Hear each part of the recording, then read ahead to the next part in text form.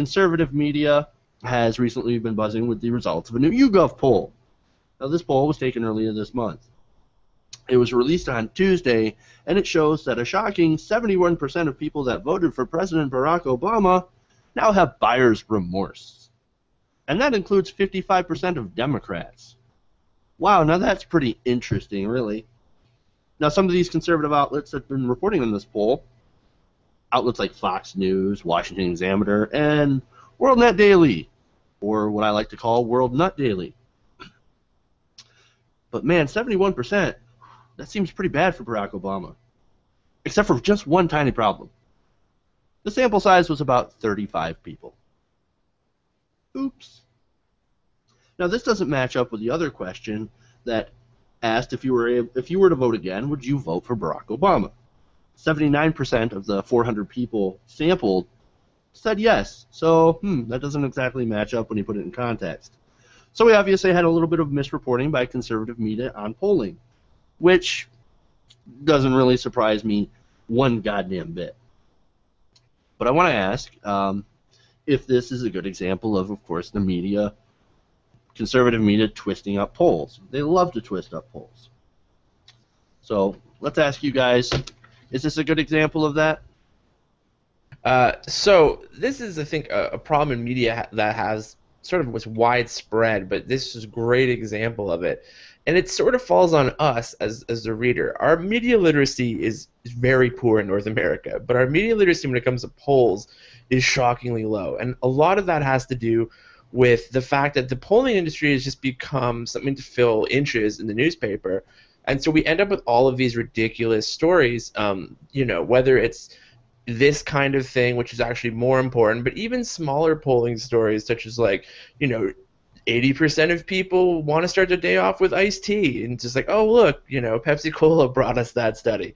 They rarely tell you who commissioned a poll, and when they do in these kinds of political situations, you end up in a situation where you really see that not only the bias of the media, but just needing to fill space. The precious, oh look, this will catch headlines. And yeah, it's sample size, and ever since the old internets came along, a lot of these polls are unreliable because they can't get people on the home phone anymore. So they're taking a sample size from the internet and trying to double that and being like, look, we're good. Or they try to double up a phone poll to match the internet poll they did. Sometimes they don't even do an internet, meet anybody on the internet. It skews older. So polling in the modern era has some serious issues, and not only are we not addressing them, but we're just kind of parroting a lot of these polls just off like this. And of course, as you saw here with the 35 sample size, nobody's going to believe that. But it doesn't matter because people that read the stuff never check. They never check the sample size. They never check the margin of error. They never check a lot of these things that are kind of crucial to this being an actual science versus a pseudoscience. It's a good point. It's a good point. Sean, why don't you weigh in? Yeah, so upon further review, this poll is 35 people. It's also 35 people who opted into the poll. So that's never, you're not going to go look for this poll unless you do regret voting for Barack Obama. It's like one of those weird things, if you're satisfied with the TV show, then you don't feel the need to call and complain about a TV show. So whenever a TV executive say we got such an overwhelming negative response, that's because most people were indifferent. So it's 35 people. It's an opt-in poll. They're not being contacted to they're not being randomly asked. So the which I can't figure out the word, but the way that the poll was conducted was improper and conducive to this answer, and it should just go to show you that if something doesn't make sense, it's usually a lie, and if something seems like it's too good to be true or it's too shocking to be true, that's probably because it isn't. 71% of the people voting for Barack Obama regretting it is unbelievable because it's not true. I think that makes perfect sense. Jordan. Yeah, I'm glad that Sean took that angle because I can't really contribute anything that hasn't already been said. Clearly, this is a case of of a poll being intentionally manipulative. And we should point out, the Washington Examiner and WorldNet Daily made Fox News look like bastions of journalism. But that said, I want this poll to be true. To what Sean said, if a poll doesn't make sense, then you should immediately begin to suspect it's not true. These results, in a world where people actually cared and liberals were actually liberal, would make perfect sense. I voted for President Obama in 2008 and didn't vote for him again in 2012 because the man is not a liberal. I regretted voting for him in 2008. I should have voted third party then like I did in 2012. I want to believe this poll, and then we look at it and it's like, oh yeah, it's 35 people who self-reported or self-opted in to a WorldNet Daily poll. I didn't know that WorldNet Daily had 35 readers that voted for Barack Obama, but apparently they do. To be clear, it's a YouGov poll. Oh, okay, excuse me. I'm sorry. I stand corrected. I don't know if I mentioned that. I'm pretty sure. I should have if I didn't. You may have. That's my mistake, not yours. But no, unless you want to finish your point. If not, I'll jump in. Oh, go ahead, brother. Well, I just wanted to say that I'm really glad you kind of brought that angle into it. I also wish this poll had actually been true and representative of liberals and Democrats as a whole. Not because I want to help conservatives, not because the conservative angle is really sort of that thing where we're attacking Obama from, of course, obviously the right, because they're conservatives. Of course they're going to attack Obama, right? What I want is Democrats and liberals attacking Obama from the left. Because Obama has shown throughout so many of his decisions and his stances on things and his policy positions that he is center-right. He's definitely not a liberal progressive in this political climate as we have today. And I actually wanted to go through how some of these Democrats polled in this same poll a different poll, a Gallup poll, approve of the president. 82% of Democrats in a Gallup poll taken recently, they approve of the job that President Obama is doing. I find that sort of disastrous. I don't agree at all. I think he's been doing a terrible job, but I also want to be fair to him and say that he's had a lot of challenges from a horrible Congress as well. So, I don't know. Let's get your guys' thoughts on this. Yeah, the challenges from the horrible Congress are there. I'm not one of the guys to dismiss that. But the fact of the matter is, you go to the first 2 years of his presidency when he had the majority of Congress before we lost the House and where we had a stronger majority in the Senate, and he didn't do any better, man. He started out by giving away the Queen in every negotiation and just letting Republicans run roughshod all over him, man.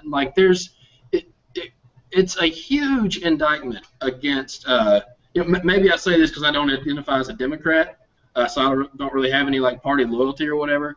But for progressives to still be behind this guy is just crazy. It's absolutely crazy, and that's why he continues to govern the way he does, because no one in the base, or I shouldn't say no one. You don't take that. Obviously, there are people speaking up, but for all intents and purposes, there's not a strong enough movement in the base to say, hey, President Obama, maybe you should be more like candidate Obama. And until we do that, then, we get what we ask for. Right. For me, go ahead, Dan.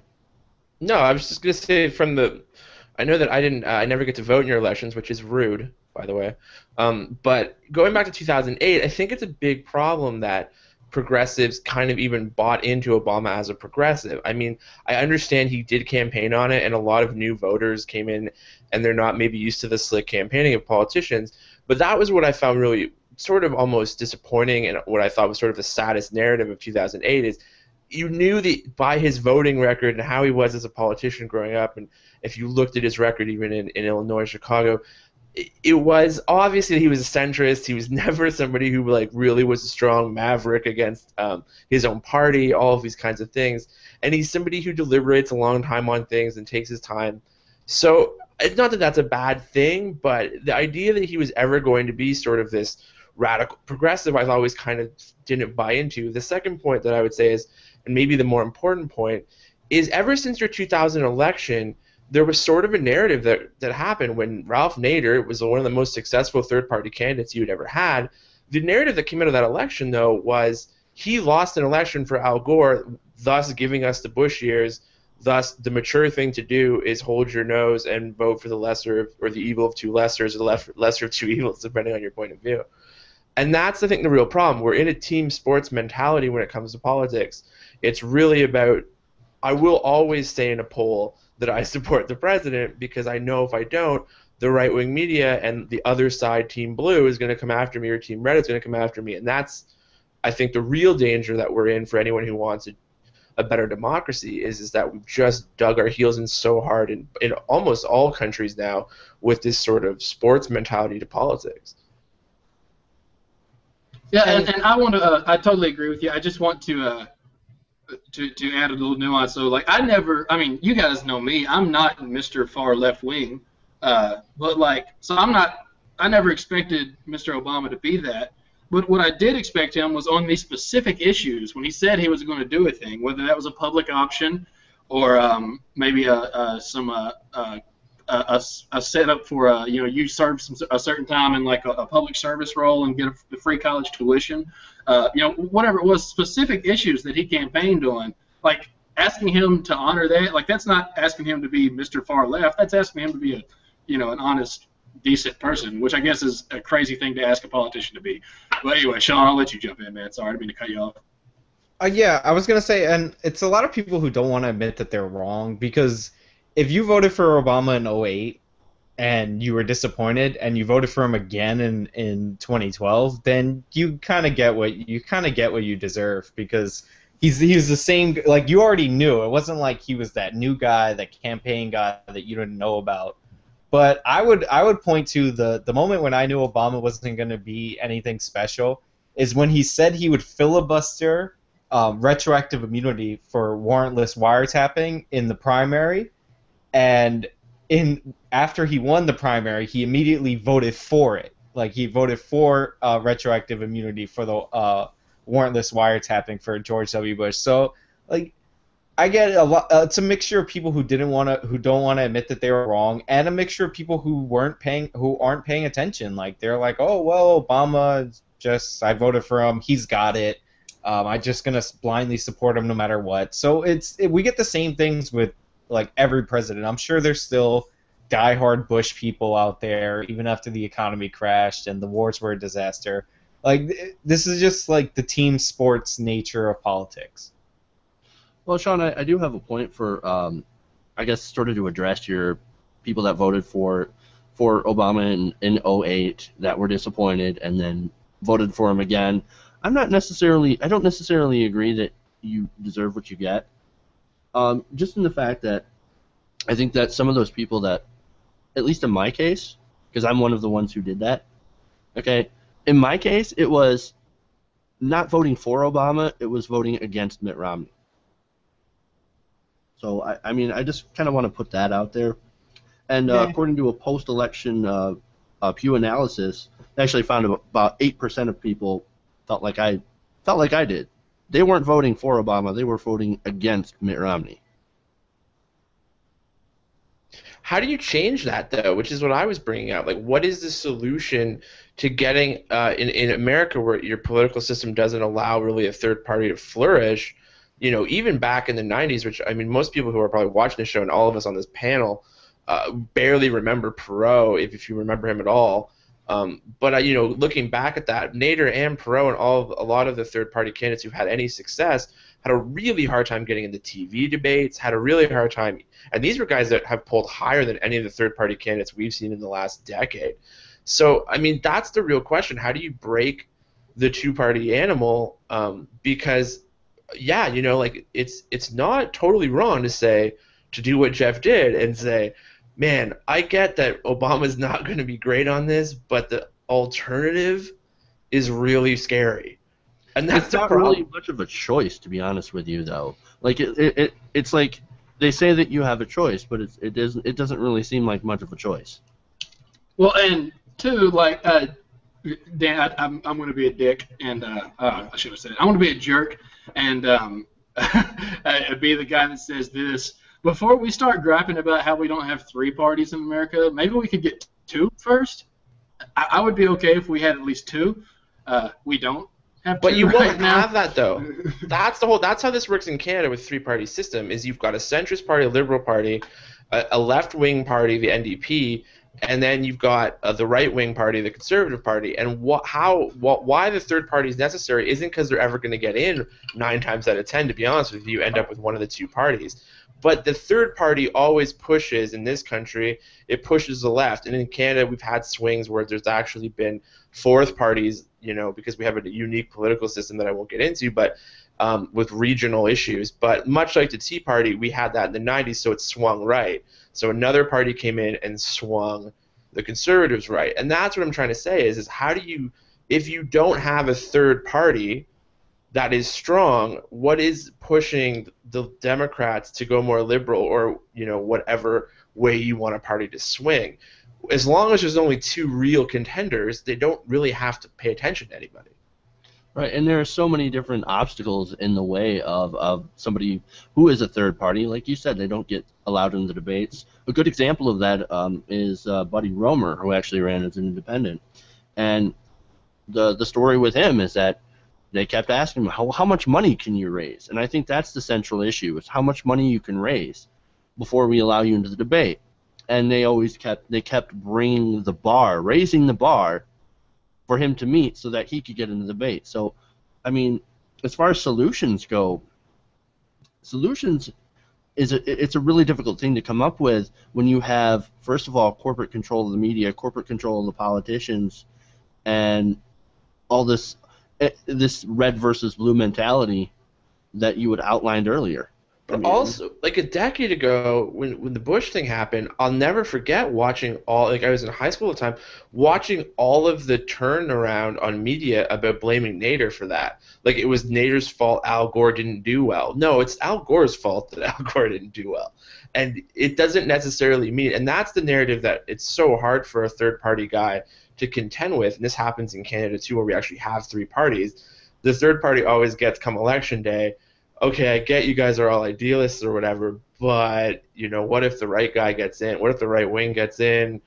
And that will always be there in politics, right? So what I'm just really interested in is how do you change that media narrative, or how do you even change that mentality in America that the fear factor of the Bush administration or the Romney administration? I mean, you could have theoretically a your first, second, and third choice on a ballot, and maybe that would mitigate some of that fear. But I hate that kind of talk because it presumes that Al Gore owned all of Ralph Nader's voters, and if it wasn't for him, that's totally disrespectful. The big problem with the third party in this country is that after Perot, the Republicans and Democrats took control over who was allowed in the debate. So now you have to get 15 or 16% in the polls in order to qualify for the debate, but they don't put you in the polls. So the only guys who could be a third-party candidate are incredibly, incredibly rich guys who can put themselves in the polls, like Michael Bloomberg, and nobody wants Michael Bloomberg for anything. Right, it goes back to Perot, right? He had to be a billionaire, and the only other guy who did really well was a household name like Nader, who had made it, over a 30-year amazing career in terms of what he was trying to do with safety regulations and all that. But they were kind of pseudo household names. To just bring somebody up, all the King's Men style, if you will, is to have somebody kind of come out of nowhere, almost seems impossible. Right. I mean, there are ways to change it. The Democrats don't primary anybody. They should primary people. That's what the Republicans are doing. Primary your incumbents. It's ridiculous how no Democratic senator has a primary challenge, or maybe one does. Hey, in 2010, I got on the Young Turks main channel by supporting a primary opponent to Blanche Lincoln. So sometimes we do it. Yeah, but rarely. I'm just saying you got to keep doing it. Well, the Republicans are primarying Mitch McConnell right now, and they might beat him. You got to primary people. It looks like they're going to primary Boehner too. But when we're speaking about solutions, and I think we're more of a solutions, I would like to think that we have certain solutions, right? I mean, one would stop the parties from being able to control who can go into the debate. I mean, that seems like a no-brainer right there. And another one is, of course, get money out of politics. But Dan, I want to get your input. You got something to say? Yeah, well, I mean, I think that getting money out of politics is great. It's just that, you know, it's like a lot of these problems that I feel like we need other solutions, because getting money out of politics is a brilliant idea, but it's going to take a lot of effort because nobody wants to do it. So it really does need grassroots support. I really support what the Young Turks is doing, obviously, with Wolfpack, but those things need to get bigger. I think what Colbert did last time around, and pointing out the foibles of it for people who maybe aren't as political or engaged in the system to kind of look at and laugh at the system, I think is probably important. Even when Britain tried proportional representation, they got John Cleese or Monty Python to do the video explaining it to people. So sometimes comedy can help you that way. The voting system definitely needs a better proportional representation. I mean, the other system, this is a solution that has the same problem that you just suggested, which is it sounds like a dreamer thing in 2014, unfortunately, but is like gerrymandering's out of control in America. Like the districting of things is terrible. And even, you know, it's funny, I remember during the week that Wendy Davis stood up in Texas, the same week you ran through the same problem of being able to do such things as redistricting Texas and doing that stuff. So those news stories, when they come out, are really boring and they're not sexy. And somebody's got to find a way to make those things more interesting to people, because that's really where you lose not only just the ability to like have a democracy, but it's in the best interest of the parties just for money alone to look at things and go, okay, let's carve this up. You win here, we win here, because I don't have to spend money on that riding or that district. I don't have to spend money on the, you know, screw that. Let's move over to this state and put our money in here. And, you know, you have these great moments of television right in the West Wing where, you know, they run a candidate who's they run a dead guy and they win and they work really hard, and it just rarely happens in politics now. Because they pull the money out, and when they pull the money out, you have no shot. So you're absolutely right, but what's the solution around the panel? I'd like to ask, like, what can you guys do in the States to try to get that money issue down? Who's going to stand up for it? Because everyone in Congress and in the House, why would you want that now that you're in? Yeah, you know, that's why it has to be a grassroots sort of movement. I mean, moving just small groups of people trying to influence small, you know, local elections, I think, and local candidates to try and push them, because really the money hasn't really trickled down to them yet. And that was where the Tea Party completely lost me right off the bat as being an actual grassroots organization, because somehow that doesn't seem to be in their mandate at all. So, you know, oh right, we actually do also like that $1 billion from the Koch brothers coming into our coffers. Well, the Tea Party was planned too. You know, they were planned and astroturfed from the beginning. Right, that's what I was saying. Is it like, yeah, that's the first clue, by the way, of anybody who ever comes up as the great independent voice that's going to change politics. Are you against money in politics? No? Well. Oh, I wonder where you got your funding. Right, odds are. But you're absolutely right, though. With like Hillary Clinton and the amount of money from Wall Street that's trickling into that is beyond crazy. And it does affect policy, obviously. Mm-hmm. So yeah, I mean, it's a hard. If you're progressive, it's hard to vote Democrat. I can only imagine. Yeah, it definitely is. And I know this is not really quite related to the subject at hand, as far as the polling goes, but it is related to the money issue. Is that 2014, one of the biggest Democratic super PACs just recently said that we're not gonna help out our candidates. We're gonna shift all of our money to Hillary in 2016. What the fuck? You know what I mean? I mean, they're just giving up. Like they're giving up the Senate. They're giving up on the on Obama's second term. Like Obama's second term, they're basically saying he's just there to sit there until we could get the next candidate, and which is really funny because didn't Obama kind of intimate that just wait for second term Obama, he's going to be much stronger, and then now he's like, and I hate to call him this because Fox News called him this like a month after he was sworn in, but he actually might be a lame duck president. Like for his second term, which is kind of awful. That is pretty awful. It is shocking how fast that happens in American politics to us. Like the amount of time. Well, you might remember, have this stat offhand, but I mean, I forget what they say now, but I forget how many days a week people are out trying to raise money versus actually being in the Capitol and actually doing, or being in their office doing actual work. But it's a crazy stat of how few people are actually doing their government jobs and actually just out fundraising. Just About 4 hours a day. Is that what it is? It's just crazy. Like, that's crazy. How would you ever have a functioning democracy with that? That's crazy. That's exactly it. We don't have a functioning democracy. Right, it's impossible. Hey, if you enjoyed this clip, make sure to like and leave a comment below, or even share. Sharing is caring. If you want to see more TYT Nation videos, go to our YouTube channel, youtube.com/TYT Nation. Thank you for watching.